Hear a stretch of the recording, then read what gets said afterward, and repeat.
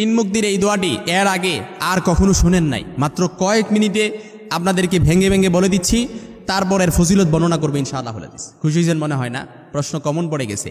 আল্লাহ রাসূল সাল্লাল্লাহু আলাইহি সাল্লামের হাদিস, 10 বছরের খাদেম বিশ্বনবীর সাইয়েদানা আনাস রাদিয়াল্লাহু তাআলা আনহু থেকে বর্ণিত, বুখারীতে হাদিসটি এসেছে 1059 নয় 1059 নম্বর হাদিস। রাসূল সাল্লাল্লাহু আলাইহি সাল্লাম বলেন, কেউ যদি এই দোয়াটি পড়তে পারে, আপনি মাত্র 21 দিন আমল করেন, এই দোয়াটি রাসূল সাল্লাল্লাহু আলাইহি সাল্লাম যে হাদিসটি বলে দিয়েছেন, এই দোয়াটি আপনি পড়েন।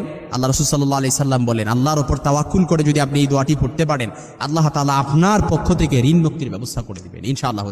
আল্লাহর উপর ওয়াকিল করে এই দোয়াটি পড়েন। আমরা তো সবাই একটা দোয়া পারি, আল্লাহুম্মা কফিনি বিহালালিকা আন হারামিক ওয়াগনিনি বিফদলিকা আম্মান সিওয়াক, এই দোয়াটা পারি। কিন্তু এই দোয়াটা ছাড়াও রাসূল সাল্লাল্লাহু আলাইহি সাল্লাম আরেকটি দোয়া শিক্ষা দিয়েছেন। ওই দোয়াটি তো মুসনাদ আহমদের বর্ণনা এসেছে, কিন্তু এই দোয়াটি বুখারীতে হাদিস এসেছে। সুবহানাল্লাহ পড়বেন না? বুখারীতে হাদিস এসেছে এই দোয়াটি।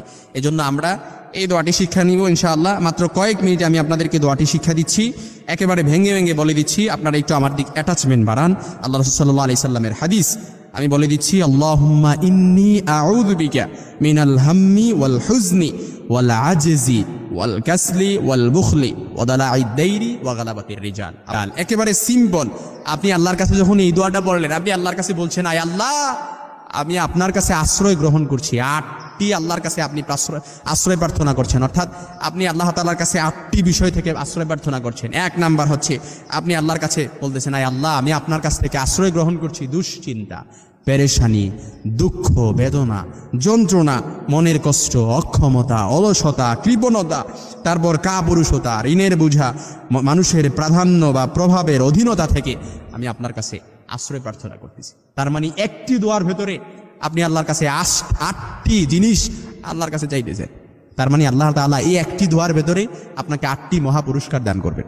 আরো জোরে বলুন সুবহানাল্লাহ। 8টি মহা পুরস্কার আল্লাহ তাআলা আপনাকে দান করবেন এই একটি দোয়ার ভেতরে। আপনি দৈনিক কম পক্ষে 100 বার যদি এই দোয়াটি পড়তে পারেন, 21 দিন আপনি আমল করেন, আমি বলে দিচ্ছি 21 দিন আমল করার কারণে, আল্লাহর উপর ওয়াকিল আর তাওয়াক্কুল করে ইত্তেবা করে আপনি যদি আমলটি করতে পারেন, ইনশাআল্লাহুল আজিজ, আল্লাহ তাআলা 21 দিনের ভেতরে আল্লাহর পক্ষ থেকে, আল্লাহ তাআলা আপনার পক্ষ থেকে আল্লাহ তাআলা ঋণ মুক্তির ব্যবস্থা করে দেবে ইনশাআল্লাহুল আজিজ।